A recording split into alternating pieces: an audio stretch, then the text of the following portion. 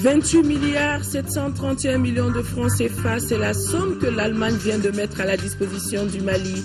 La somme aidera et l'agriculture et le processus de décentralisation de notre pays. Dégagement de certaines voies publiques, nous sommes jour J. Le gouverneur du district de Bamako a fait le tour pour se rendre compte de l'effectivité de l'opération de libération des voies occupées de façon anarchique par des commerçants détaillants. Focus Santé de ce lundi ouvre une fenêtre sur la formation de plus de 200 agents de santé communautaires de la région de Caille. Initié et financé par l'UNICEF et ses partenaires, le projet vise la prise en charge des formes simples des principales maladies des enfants de 0 à 5 ans.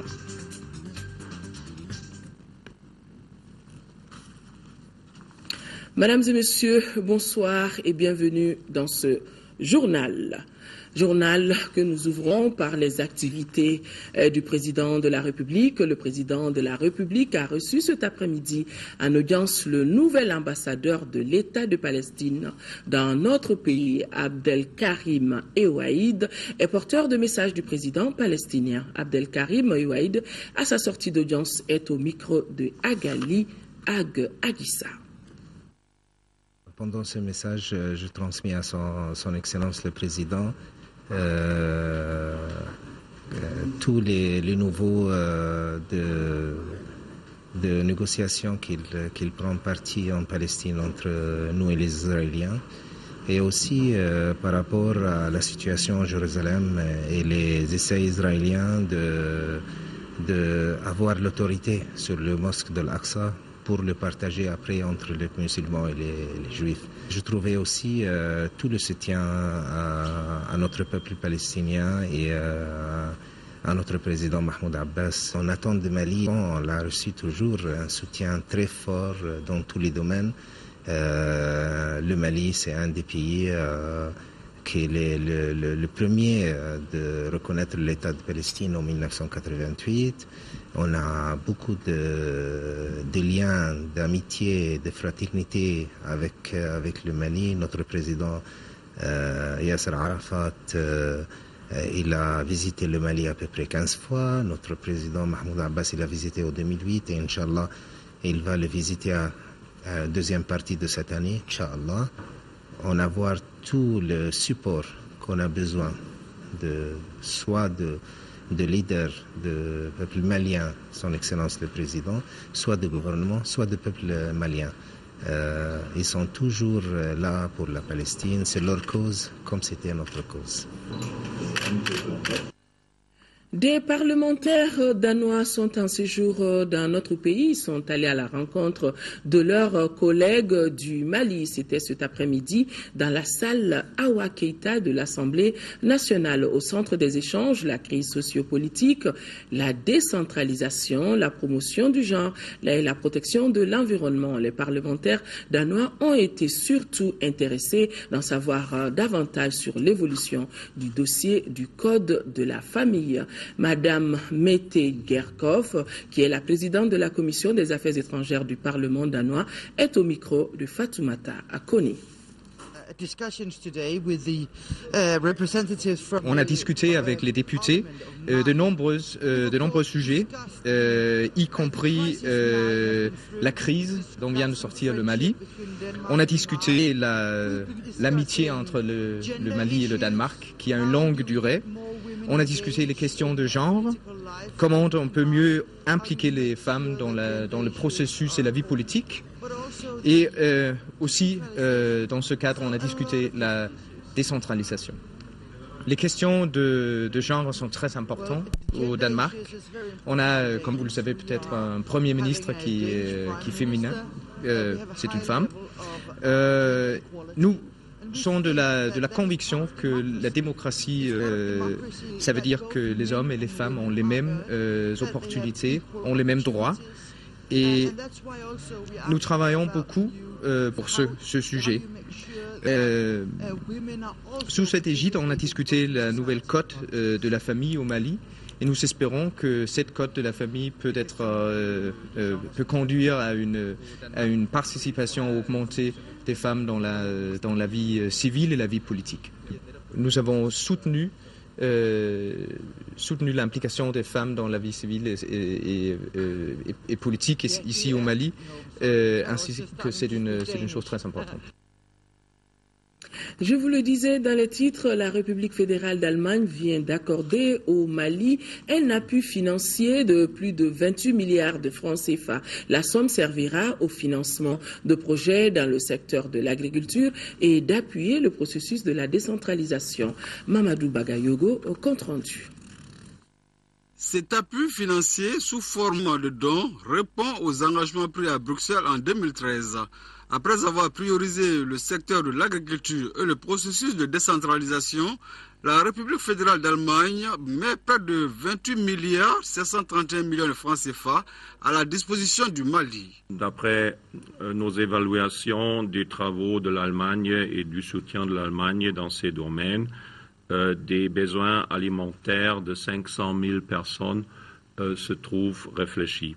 En plus, des petites 70 000 petits agriculteurs produisent, grâce à ce partenariat que nous avons là avec le Mali, 130 000 tonnes de riz chaque année. Le ministre des Affaires étrangères et de la coopération internationale, Zahabi Ould Sidi Mohamed, consent que grâce à cet appui, de nombreux projets seront réalisés. Le premier échange de notes d'un montant de 10 millions d'euros, soit environ 6 milliards 559 millions de francs CFA, porte sur le projet drainage des eaux pluviales de Bamako. Les deux autres échanges de notes d'un montant cumulé de 33,8 millions d'euros sont relatifs au projet d'appui au programme national de l'irrigation de proximité et au programme d'appui aux collectivités territoriales 4. Le deuxième aspect de ce programme porte sur le programme national de l'irrigation de proximité, mesures d'urgence visant la sécurité alimentaire, récolte 2014 et le programme d'appui aux collectivités territoriales Pacte 4. Le ministre et l'ambassadeur ont saisi l'occasion pour saluer les bonnes relations existantes entre le Mali et la République fédérale d'Allemagne depuis 1960. Fin de mission dans notre pays pour la représentante du Haut Commissariat des Nations Unies pour les réfugiés. Le ministère des Affaires étrangères et de la coopération internationale a organisé un déjeuner à son honneur. Arrivé au Mali en novembre 2012 en pleine crise sécuritaire et institutionnelle, et c'est sous son impulsion, l'UNHCR a apporté un appui constant aux efforts du gouvernement dans l'amélioration des conditions de vie des déplacés et réfugiés. Madame Marie-Antoinette Okimba-Bousquet, qu'on voit sur ces images, a salué les efforts du gouvernement qui l'ont beaucoup aidé dans la réalisation des différentes activités du HCR dans notre pays. Le ministre des Affaires étrangères et de la coopération internationale de rappeler la présence de sous-bureaux du HCR à Kay, Mopti, Gao et Tombouctou, toute chose qui a beaucoup contribué à la prise en charge des déplacés et réfugiés.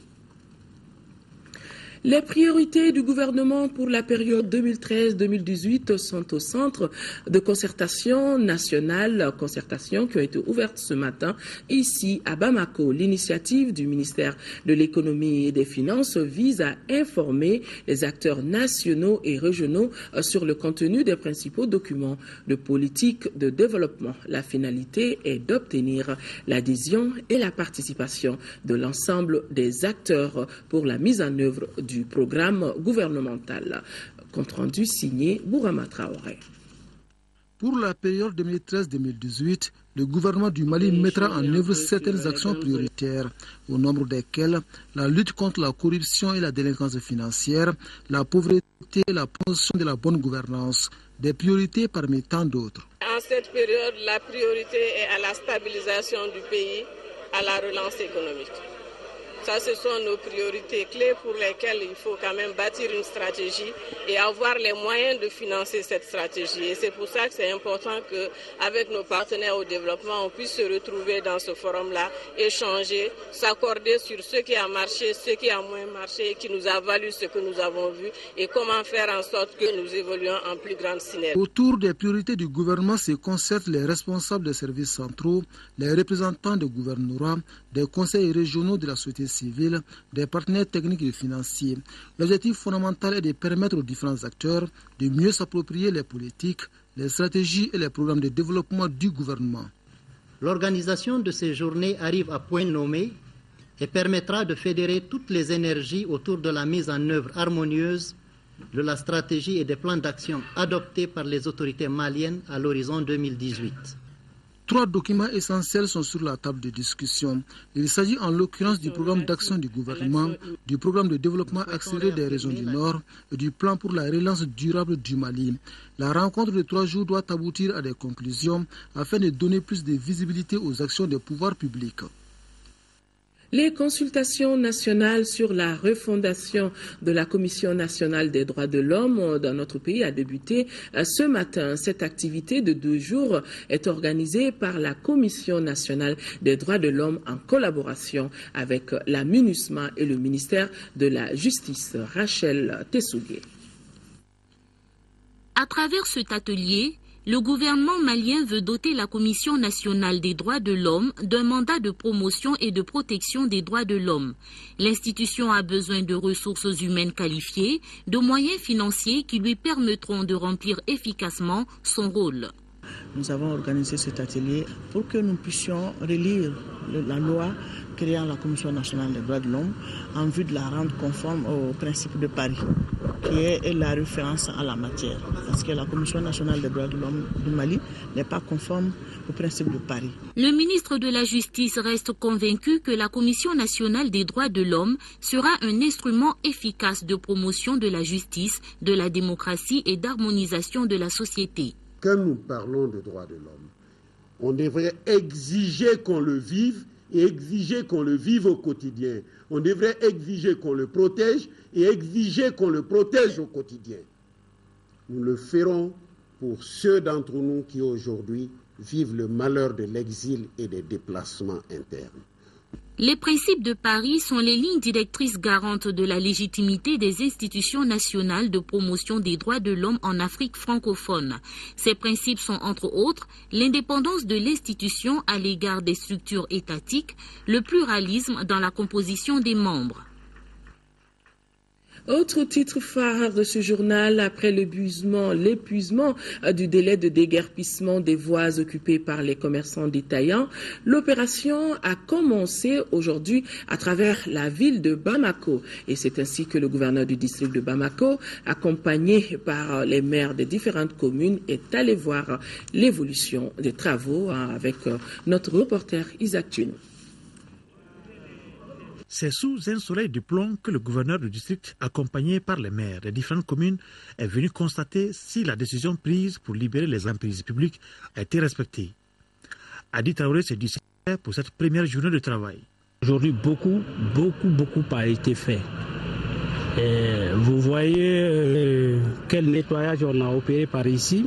Je me suis rendu compte que les agents de la mairie du district ont fait du bon boulot dans le cadre de ce projet. L'itinéraire sont tracés, il est extraordinaire parce que je ne l'imaginais pas aussi suffisant, aussi complet que celui-ci. Mais ça l'a été. Nous avons fait le tour ensemble. Et j'avoue que ce qu'on a vu, je pense que les embouteillages, ça va devenir un lointain cauchemar, un lointain souvenir pour les Bamakois. Par endroits, certains vendeurs ambulants sont revenus sur leurs pas. Le gouverneur Adi Traoré leur demande une fois de plus de respecter la loi. Ceux qui sont revenus sur leurs pas, ils n'ont pas été bien inspirés. Et on leur a demandé de respecter les consignes. Nous souhaitons faire une opération des plus civilisées possibles, sans violence, sans heurts, parce que c'est entre nous Maliens. Mais qu'on ne se trompe pas, il faut que chacun s'avise et accepte aujourd'hui que force doit rester à la loi. Déjà, le travail abattu est énorme. Faut-il que cela soit pérenne? La salle de conférence de la direction de la dette publique abrite depuis ce matin les travaux du séminaire national sur la gouvernance du territoire. Initié par l'École nationale d'administration, le séminaire regroupe les préfets des cercles des régions sud et du centre du pays, et cela pour 5 jours. Nando Dambélé, compte rendu. L'objectif du présent séminaire est de renforcer les capacités des représentants de l'État, qui sont les préfets, en matière de gestion administrative, financière, économique et des catastrophes. Un objectif qui cadre parfaitement avec la mission essentielle de l'École nationale d'administration, celle de la formation continue des cadres A et B de l'administration d'État. Il est placé sous le sceau de l'amélioration de la gouvernance du territoire, déterminant pour garantir et consolider l'exercice de l'autorité de l'État sur tout le territoire national, autrement dit la souveraineté nationale. Le séminaire est d'autant plus important que les préfets, représentants de l'État au niveau local, assurent d'une part la coordination des services publics déconcentrés et d'autre part la tutelle des collectivités territoriales. L'administration est et doit rester jusqu'au bout une administration républicaine porteuse de valeurs fondamentales basées sur l'égalité, l'impartialité, la laïcité et la probité. En clair, il s'agit d'outiller les préfets pour l'exercice de l'autorité de l'État en vue d'améliorer la gouvernance territoriale. Ainsi, plusieurs modules parmi lesquels l'architecture institutionnelle du Mali, l'exercice de la tutelle, le rôle du représentant de l'État dans la gestion des questions foncières, le rapport entre l'administration et les usagers seront abordés pendant les 5 jours que durera le séminaire. La formation des préfets des régions du Nord et de Mopti aura lieu ultérieurement à Mopti. L'Institut d'études de recherche en gérontogériatrie et maison des aînés a tenu ce matin sa 13e session du conseil d'administration. À l'ordre du jour, examen du rapport d'activité de l'année 2013. Khadijatou connaît compte rendu. Plus de 700 millions de francs CFA, c'est le budget 2014 de l'Institut d'études et de recherche en gérontogériatrie, maison des aînés, contre 406 597 000 francs CFA en 2013. À partir de cette évolution du budget, l'Institut se fixe 5 objectifs majeurs à atteindre. Entreprendre des études sur les problèmes sociaux, sanitaires, économiques et de protection du patrimoine scientifique des personnes âgées, à plus d'1 milliard de francs CFA. Reportage cette fois-ci de Modibo Soirée. À l'ouverture de cette 13e session ordinaire du conseil d'administration du Centre international de conférence de Bamako, les administrateurs se sont penchés d'abord sur le compte-rendu de la session précédente avant de travailler sur le programme d'activité ainsi que le budget 2014. Durant les travaux, des réflexions sur certaines grandes préoccupations de l'établissement ont été engagées, notamment les contraintes et autres défis liés à la gestion de la structure. Les difficultés de la session passée se résument surtout au non-paiement des factures et surtout de la réduction de la subvention de l'État, qui a beaucoup joué sur nos activités. Et pourtant, en dépit de ces difficultés, la direction ambitionne pour l'exercice 2014 d'importants travaux de réflexion de l'établissement pour améliorer davantage la qualité des prestations. Le pays est en train de sortir d'une crise, donc nous avons comme perspective la rénovation totale du CICB, la création d'activités, la rénovation d'un site qui constituera à l'exposition des produits locaux et des produits artisanaux. Pour cette structure, le ministre Bruno Maïga a surtout insisté sur la rigueur dans le travail et l'objectivité de l'infrastructure avant de communiquer le budget 2014. Il prévoit une dotation de 1 279 147 000 francs CFA contre une dotation rectifiée de 1 503 274 000 francs CFA en 2013. Ex-palais des congrès, cet établissement public à caractère administratif a pris la dénomination du Centre international de conférence de Bamako en janvier 2006. La structure se veut un cadre adéquat pour l'organisation de rencontres, d'échanges et de manifestations à caractère scientifique, professionnel ou socio-culturel. La coordination des activités civilo-militaires de la MINUSMA à Tombouctou vient d'organiser une rencontre avec les leaders communautaires et élus de la ville. Des feuillets de sensibilisation sur le comportement à tenir des populations ont été distribués aux participants, nous dit depuis Tombouctou Yeya Tandina. Sensibiliser et informer les populations de Tombouctou sur le rôle de la mission intégrée des Nations Unies pour la stabilisation au Mali MINUSMA, que la coordination de l'action civilo-militaire a tenu cette rencontre. Briser la glace de méfiance au profit d'une collaboration entre civils et militaires de la MINUSMA, une première à Tombouctou. Le mandat de la MINUSMA que lui a confié le Conseil de sécurité est complexe dans la mesure où le contexte malien est complexe. Donc il faut aussi dire que la MINUSMA n'agit pas seule dans cet environnement. Elle est là en appui des autorités maliennes. Elle collabore aussi avec d'autres partenaires, que ce soit dans le secteur de l'aide humanitaire, du développement, les partenaires techniques. On doit partager avec vous pour que vous sachiez davantage ce que c'est que la force. Chaque jour, on voit des gens dans des véhicules qui passent par-ci, par-là. Peut-être que beaucoup de nos partenaires ici ne savent pas exactement ce que nous faisons. Pourtant, nous sommes bien là depuis 6 mois déjà que la mission est là. Et la force au niveau de Bamako a bien voulu initier un petit prospectus sur lequel nous allons nous baser pour essayer d'expliquer ce que nous faisons ici. Cette assemblée a été mise à profit par les organisateurs pour distribuer des feuilles de sensibilisation sur la sécurité des populations et de leurs biens. Depuis les attaques du 6 février de Takoutent, qui avaient coûté la vie à une trentaine de personnes, l'armée malienne ne cesse d'apporter son soutien tant moral que matériel à ces populations sinistrées. C'est dans ce cadre que le colonel-major Abdoulaye Koulibaly, commandant des forces des opérations Maliba, vient de remettre un groupe électrogène aux populations de Takoutent pour alimenter leur mosquée. La promesse avait été faite lors de sa visite dans la localité. Il est au micro de Drissa Koné.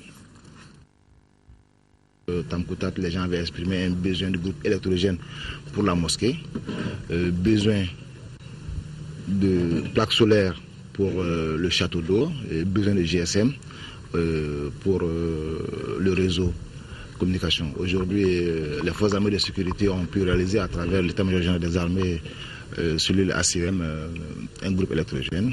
Donc, il fallait remettre ça pour que la vie puisse reprendre. Parce qu'aujourd'hui, le marabout qui est là sur des villages se bat pour le retour de la population. Donc, il faut créer certaines conditions pour que ceux qui sont déplacés, ceux qui sont réfugiés, reviennent à Tamkoutat et reprennent vie à Tamkoutat pour que les activités de développement socio-économique reprennent. Fin hier à Paris des activités de la 51e édition du Salon international de l'agriculture. Les agriculteurs maliens quittent ce salon avec des carnets d'adresses bien remplis et cela suscite de l'espoir puisque dans les tout prochains jours, notre pays signera des conventions avec des sociétés françaises et marocaines pour l'exportation de la mangue et du beurre de karité. Outre cette bonne nouvelle, les exposants maliens ont écoulé tous leurs produits et cela en moins de 10 jours. Le récit de nos envois spéciaux à Paris, Mohamed Diarra et Aboubakar Traoré. Sur les 700 000 visiteurs, le stand du Mali a enregistré plus de 15 000.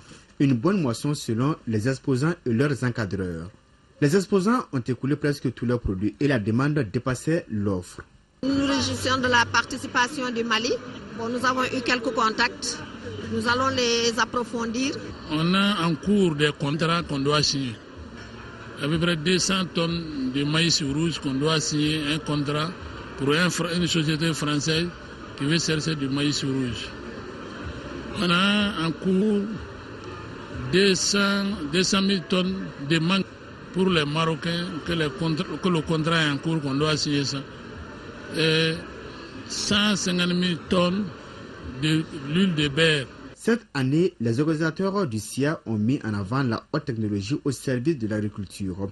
Le but est de relever le défi de l'urbanisation croissante. Et les services techniques qui accompagnent les producteurs ont eu de quoi s'inspirer pour moderniser davantage le secteur agricole au Mali. Notre objectif en tant que pays, c'est de moderniser, de profiter des innovations techniques pour que ce que nous faisons de façon traditionnelle puisse s'améliorer. Je tire un bilan vraiment positif de ce salon. Il va falloir vraiment relever certains défis que nous avons vraiment pu collecter ici à ce niveau, notamment le défi de la diversification, le défi également du gap des infrastructures, le défi du financement. La délégation a eu des échanges avec la diaspora malienne et d'autres investisseurs pour leur parler des potentialités du Mali. Globalement, le bilan, on peut dire que c'est positif. L'aspect, comme on a dit, pour l'écoulement des produits, on a vu vraiment tous les produits se sont très bien écoulés, de l'ambang aux autres produits de transformation. Les gens ont apprécié et il y a beaucoup d'affluence. Les lampions s'éteignent ainsi sur la 51e édition du Salon international de l'agriculture de Paris, une édition qui aura été une véritable école pour le Mali. Les producteurs ont fait non seulement de bonnes affaires, mais également noué des contacts qui devront servir à une bonne organisation du SIAGRI prévu dans un mois. Mohamed Jarrah depuis Paris. Évaluer définitivement la situation alimentaire du pays après la campagne agricole 2013-2014 en vue de faciliter la prise en charge des populations vulnérables. Tel est l'objectif de la réunion d'expertise du système d'alerte précoce qui a ouvert ses travaux ici à Bamako. Les coordinateurs régionaux et l'équipe de Bamako ont donc 4 jours pour finaliser les données. Mamourou Sidibé. La deuxième réunion d'expertise qui a débuté ce lundi matin doit examiner les résultats définitifs des différents systèmes de production agricole, élevage, pêche, arboriculture, les ressources monétaires extra-agricoles mobilisables au cours de l'année et l'évolution probable des prix des céréales. Les résultats de la campagne agro-silvopastorale 2013-2014 restent déterminants pour l'évaluation de la situation alimentaire du pays. Les acteurs du système d'alerte précoce le savent bien.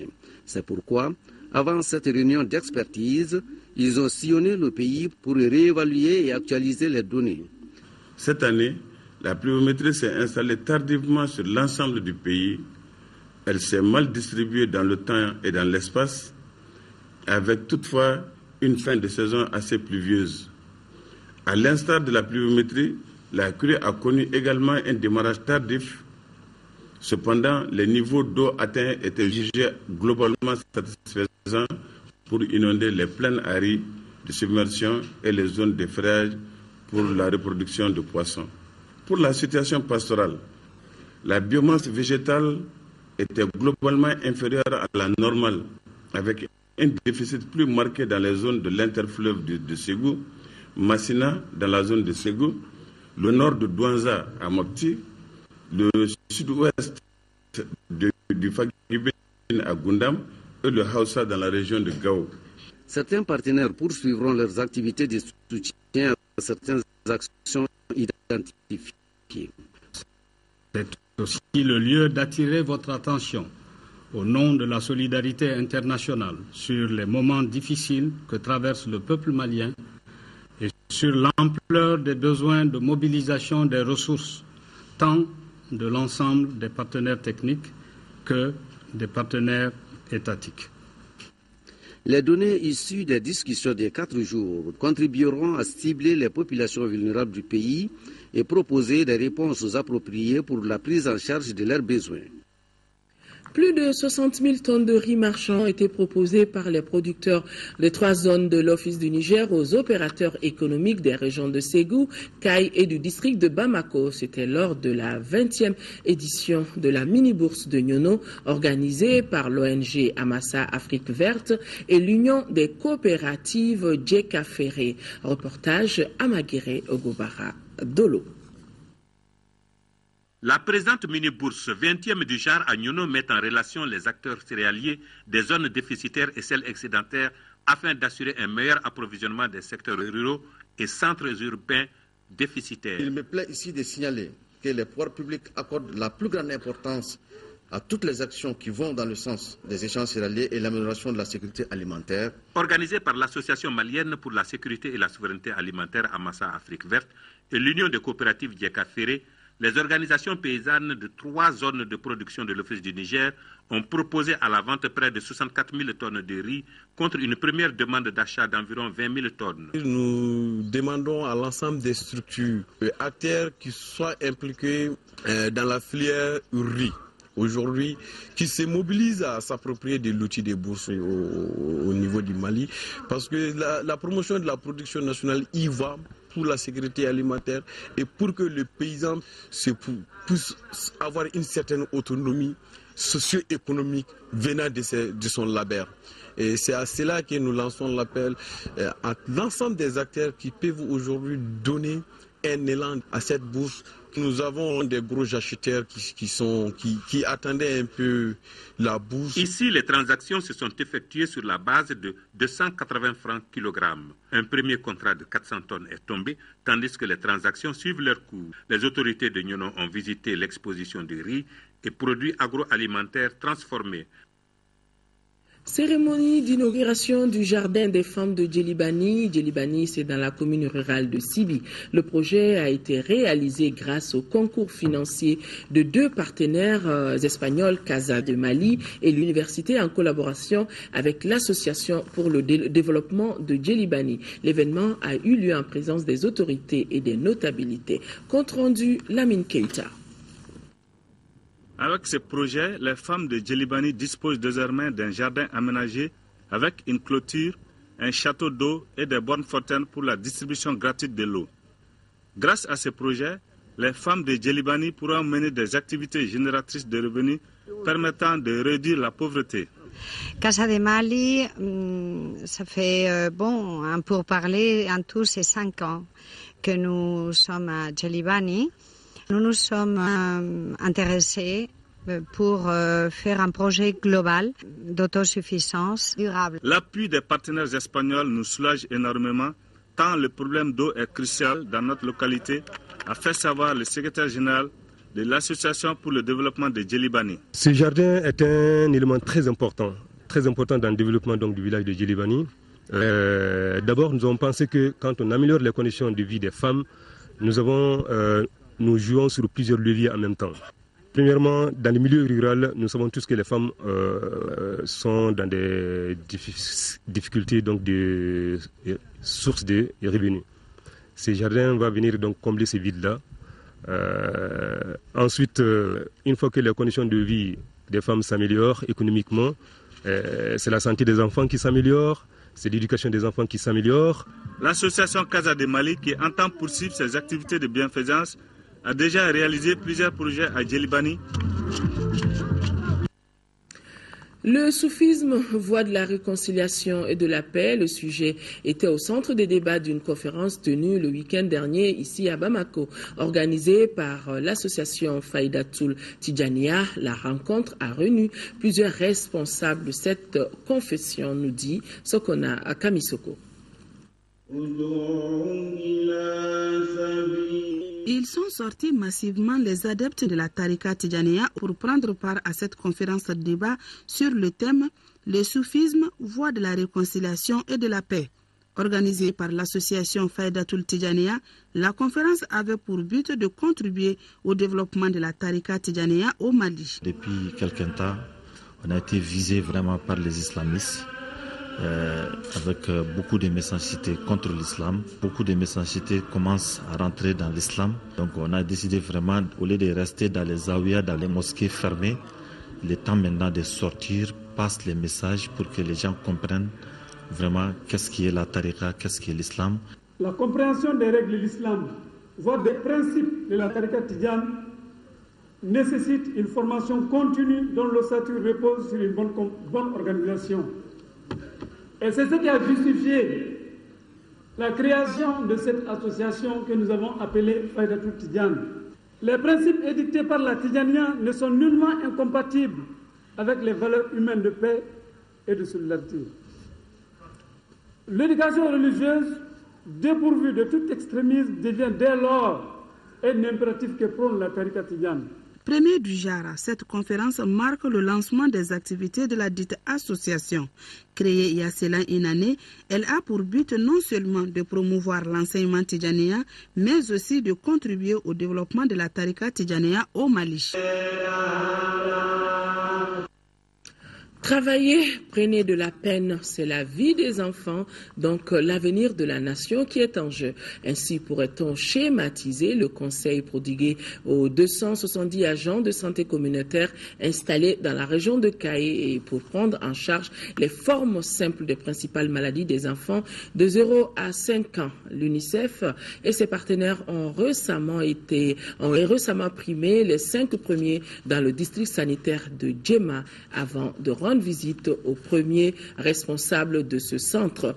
Nous retrouvons nos envoyés spéciaux pour Focus Santé, Abdul Salam Bambara et Tchissira Emmanuel Dambélé.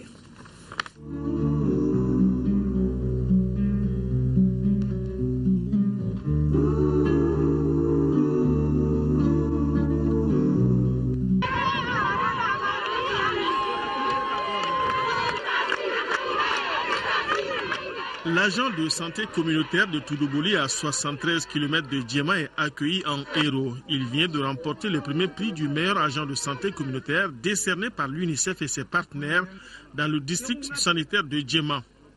En moins de 2 ans, cet ancien aide-soignant s'est imposé dans ce village comme le protecteur de tous les enfants. Mariam Diabaté, qui vient de faire consulter sa fille, ressort rassurée de la case de soins.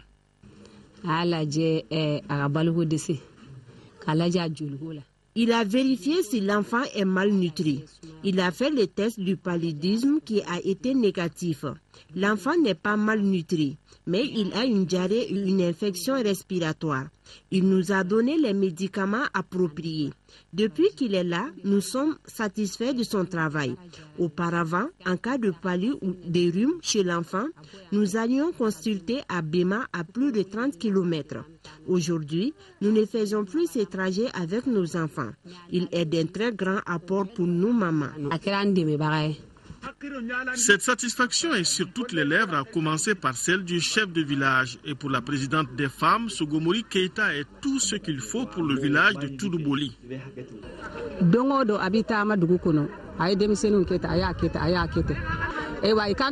Tous les jours, il se promène dans le village et nous apprend à mieux nous occuper de nos enfants.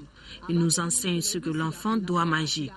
Le matin, nous devons faire la toilette de l'enfant, lui donner à manger en protégeant la nourriture des mouches. Après le repas, nous devons nettoyer son visage. Depuis qu'il est là, nos enfants se portent mieux. Il est courtois envers tout le monde, jeunes et vieux. Les chiffres qu'il me donne chaque mois, vraiment, ça veut dire que vraiment, s'il n'était pas présent, il y a beaucoup d'enfants qui pouvaient être atteints de quelque chose qu'on ne pouvait plus résoudre. Avec ses 993 habitants, le village de Toudouboli est à plus de 30 km du centre de santé dont il relève. En plus de sa disponibilité, l'agent de santé communautaire a visiblement de la méthode dans le travail, des atouts qui font, avec l'accompagnement de l'association de santé communautaire, le suivi du centre de santé, un cocktail favorable à une meilleure prise en charge des formes simples des maladies de la petite enfance. On va continuer car la population sensibilisée. Nous allons continuer la sensibilisation des populations par rapport à la prévention, la prise en charge du palu simple, de la diarrhée et puis des gestes qui sont. Nous leur demandons de tout faire pour fréquenter l'AFC pour une prise en charge adéquate et rapide. Pour mettre l'ASC à l'aise, la communauté lui a construit un logement et une case de soins. Elle lui donne à manger et cultive son champ. Et comme en signe de reconnaissance, l'originaire de Badougou Nafadi a su s'intégrer. Il parle déjà soninké et compte continuer à persévérer pour barrer la route au paludisme, aux infections respiratoires aiguës, aux diarrhées et à la malnutrition, maladie qui tue le plus l'enfant au niveau communautaire.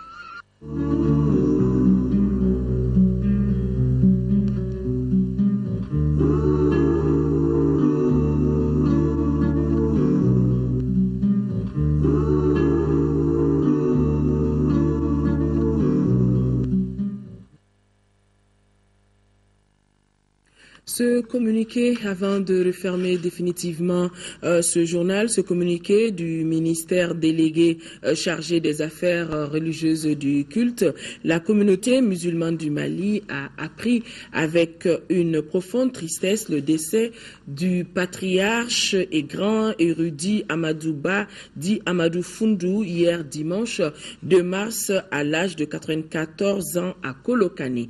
Grand imam de cette ville pendant plusieurs décennies, Tcherno Amadou était une autorité morale vénérée qui a su cultiver l'entente et la tolérance comme vertu entre les populations du Bélédougou et environ. Sa disparition laisse un grand vide au sein de la communauté musulmane. À cette occasion, le président de la République, le Premier ministre et les membres du gouvernement, l'ensemble des populations du Mali présentent à la famille de l'illustre disparu les condoléances de la nation. Voilà, mesdames et messieurs, c'est donc tout pour ce journal. Merci de l'avoir suivi. Demain, 10h, 13h, Amadou Sankaré. Et quant à moi, je me ferai le plaisir d'être là pour les éditions de la soirée. À demain, donc, excellente nuit à tous.